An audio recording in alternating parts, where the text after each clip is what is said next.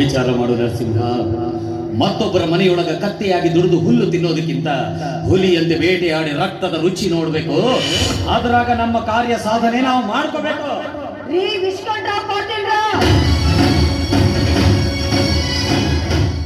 ಊರಿಗೆ ದೊಡ್ಡವರು ನೀವು.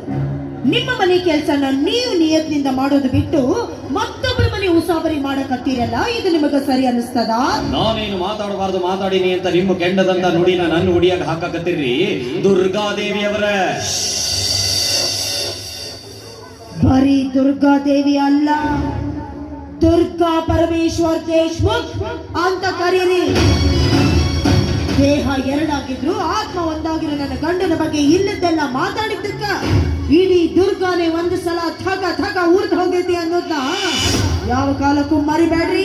ಊರ ಹಿರಿತನ ಕೈಯ ಗೈತಿಯನ್ನು ಅಹಂಕಾರದಿಂದ ಬಾಯಿಗೆ ಬಂದಿದ್ದ ಮಾತಾಡಿ ನನ್ನ ಮುಂದೆ ಜಂಬ ಕೊಚ್ಕೊಳಕ್ ಹೋಗ್ಬೇಡ್ರಿ.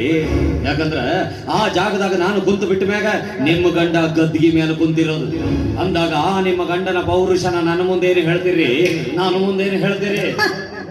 ಮತ್ತೊಬ್ಬರ ಮನೆತನದ ಮರ್ಯಾದೆ ತಿಳ್ಕೊಳ್ಳಾರ್ದ ನಿನ್ನಂತ ಮಡ್ಡನ ಮುಂದ ದೊಡ್ಡ ಸ್ಥಿತಿ ತೋರಿಸಿ ಬದುಕೋ ದೊಡ್ಡ ಹೆಣ್ಣು ನಾನಲ್ರಿ, ನಾನಲ್ಲ. ಮಾಡ್ಬೇಕಾದ ಕಾಯಕನ ಬಿಟ್ಟು ಮತ್ತೊಬ್ಬರ ಮನೆ ಜಂತಿ ಎಣಿಸೋದಲ್ದ ಆ ಮನಿನ ಬುನಾದಿ ಸಮೇತ ಅಲ್ಲಾಡ್ಸಕತ್ತೀರಲ್ಲ, ಇದು ನ್ಯಾಯನ ಅಂತ ನಿಮಗ ಕೇಳಿದೆ. ಅಂದ್ರೇನ್ರಿ, ಆನಿ ನಡೆದಿದ್ದ ದಾರಿ ಇಟ್ಟಿದ್ದ ಹೆಜ್ಜೆ ಅಂತ ದಿಟ್ಟತನದಿಂದ ನೀವು ಮಾತಾಡಿದ್ರೆ, ನೀವು ಮಾತಾಡೋದನ್ನೆಲ್ಲ ಕೇಳಿಕೊಂಡು ನಿಮ್ಮಂಗ ನಡೆಯೋರೊಂದು ಬೇಕಲ್ಲ? ಯಾಕಿಲ್ಲ, ನಡೆಯೋ ದಾರಿಯಾಗ ನೀಯತ್ತಿದ್ರ ತಡೆಯೋ ತಾಕತ್ತು ಯಾರಿಗೂ ಇರೋದಿಲ್ಲ.